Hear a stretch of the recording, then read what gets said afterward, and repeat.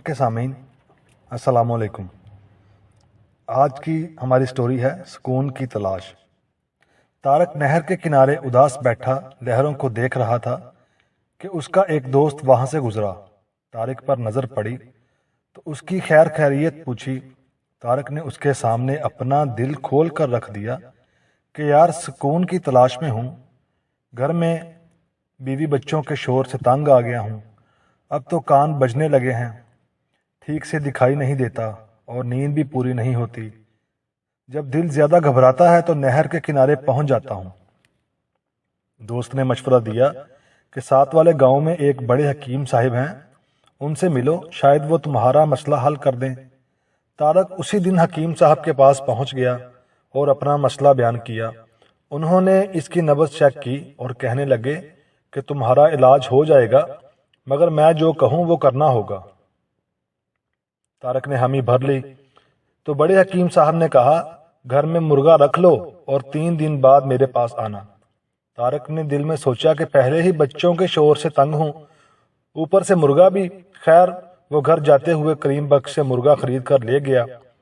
مرغا دیکھ کر بچوں کی تو عید ہو گئی، وہ اس کے ساتھ کھیلنے لگے، شور و گل بڑھا تو طارق کے بیش گوئی بھی بڑھ گئی۔ 3 دن بعد پھر حکیم صاحب کے پاس پہنچ گیا اور سارا حال کہہ سنایا۔ آپ کی بار حکیم صاحب نے کہا ایک کتا بھی رکھ لو۔ طارق کے جی میں آئی کہ حکیم کو کھری کھری سنا دے، مگر مروتن خاموش رہا اور کتا لے جا کر گھر کے باہر باندھ دیا۔ بچوں کا شور تھما تو کتا بھونکنے لگا، وہ چپ ہوتا تو مرغا شروع ہو جاتا۔ سخت بے سکونی کے عالم میں تیسری بار حکیم صاحب سے ملا تو حکم ہوا ایک گدھا بھی رکھ لو۔ مرتا کیا نہ کرتا، ادھار پر گدھا خریدا اور گھر لے جا کر گونٹے سے باندھ دیا۔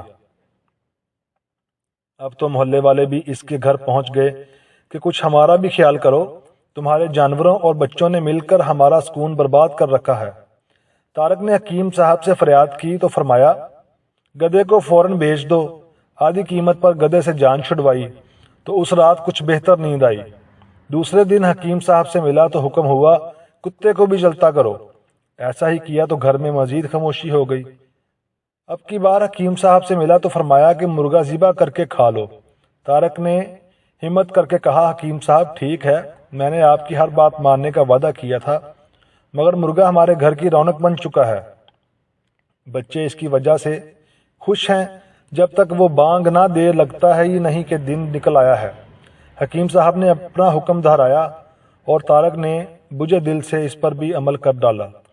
پھر سے حکیم صاحب کے پاس پہنچا تو کہنے لگے بیوی بچوں سے جان چھڑاؤ اور ان کو نانا کے گھر بھیج دو، پھر تمہیں مکمل سکون مل جائے گا۔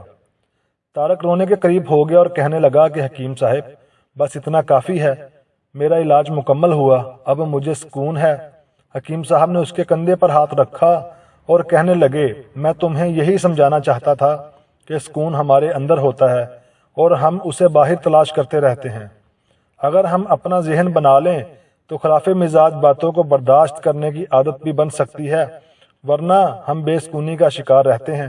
جاؤ اب اپنے گھر میں سکون